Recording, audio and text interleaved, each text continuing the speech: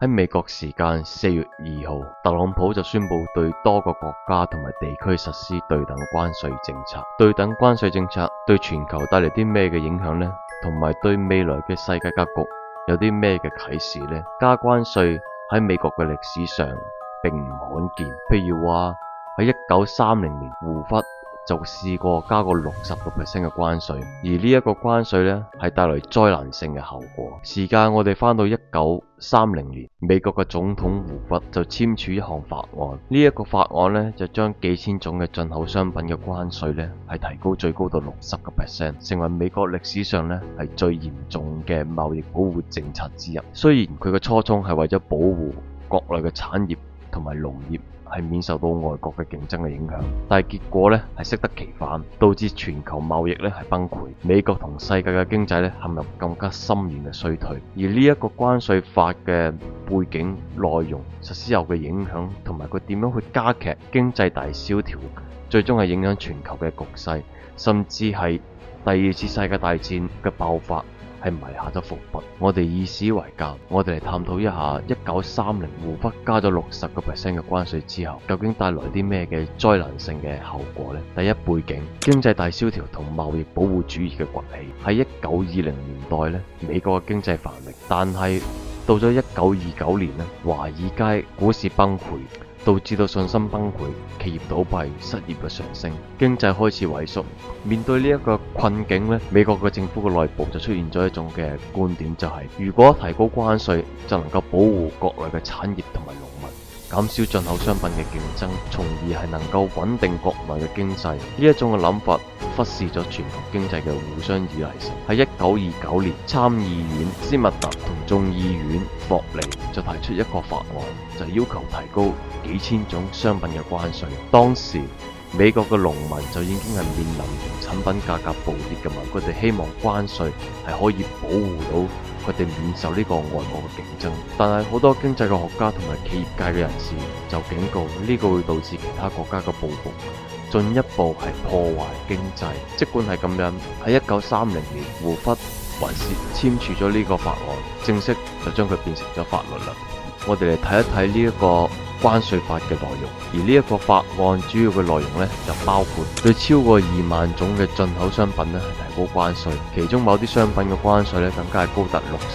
60%，創咗歷史嘅新高。其他嘅就包括農產品關稅嘅上升啦，小麥、玉米啊呢啲，糖啊呢啲，仲有工業產品嘅關稅亦都係上升，譬如話鋼鐵啊、汽車啊。而呢一個政策嘅目的係保護美國嘅農民同埋製造業係免受外國嘅競爭嘅影響，但係佢引發咗全球性嘅經濟混亂。第三，影響國際貿易嘅崩潰。呢個法案實施咗之後，好多個國家對美國嘅商品實施報復性嘅關稅，導致全球貿易呢係急劇下降。加拿大報復性嘅關稅導致到美國出口到加拿大嘅商品係減少咗55%，而歐洲國家呢提高咗美國嘅進口關稅之後呢，美國出口歐洲嘅產品呢係大幅嘅減少。全球貿易嘅總額呢喺1930年代呢就下降超過40%，好多個國家呢嘅經濟係陷入衰退。美國係全球貿易大國嘅之一，當美國提高關稅而導致到其他國家報復嗰陣時，全球嘅貿易體系呢就會受到沉重嘅打擊，經濟蕭條呢係進一步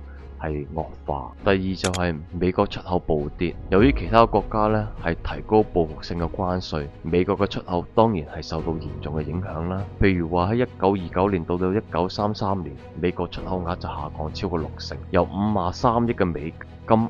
降到18億嘅美金。美國嘅農產品同埋工業品呢喺國際市場呢係失去咗競爭力，導致企業嘅利潤呢係下滑，農民呢收入減少。第三點就係失業率嘅上升，貿易下降直接係導致到企業銷售減少，進而呢係會引發大規模嘅裁員。喺1929年，美國嘅失業率呢係大概係3.2% 啫，但係去到1933年呢，失業率飆升到24%，接近1/4嘅美國人呢係失業，好多個公司因為無法維持業務而倒閉，從而影響工業擴展到農業。第四點呢，就係農民同埋企業嘅破產啦。美國嘅農業原本係依賴出口，但係由隨住關稅嘅提高同埋全球嘅需求下跌呢，美國嘅農產品嘅價格暴跌，農民係冇辦法獲得足夠嘅收入嚟維持生計。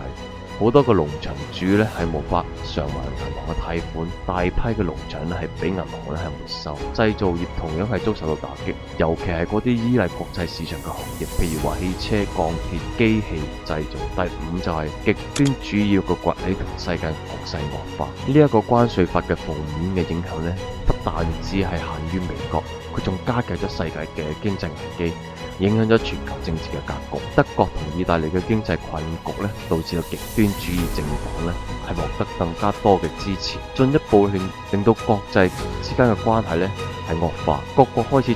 採取保護主義，削弱咗國際合作，最終係促成咗第二次世界大戰嘅爆發。而第四就係最終嘅政策調整同埋轉變。由於呢一個關稅法嘅災難性嘅影響咧，美國政府最終係不得不改變呢個政策。喺1934年，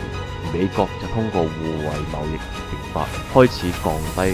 關稅。喺1994年，美國支持成立關稅及貿易總協定，推動全球自由貿易，以防止再次陷入類似嘅危機。呢一個關稅法係歷史上最具破壞性嘅貿易政策之一。佢不但止係唔保護唔到美國嘅經濟，反而係導致全球貿易嘅崩潰，深化咗經濟嘅大蕭條，為極端政治勢力嘅崛起咧係提供咗機會。呢一個歷史嘅教訓提醒咗我哋，保護主義往往係適得其反，而自由貿易即係全球經濟嘅穩定同發展嘅重要基石。呢一段嘅歷史嘅教訓至今依然係具有重要嘅意義。喺現今社會，喺當代嘅國際貿易摩擦加劇嘅背景之下，各國應該更加謹慎地制定貿易政策，以避免重蹈覆轍。但係歷史嘅教訓就係人類從來都唔會從歷史中學到教訓。咁今集我哋就去到呢度，我哋下集再見，拜拜。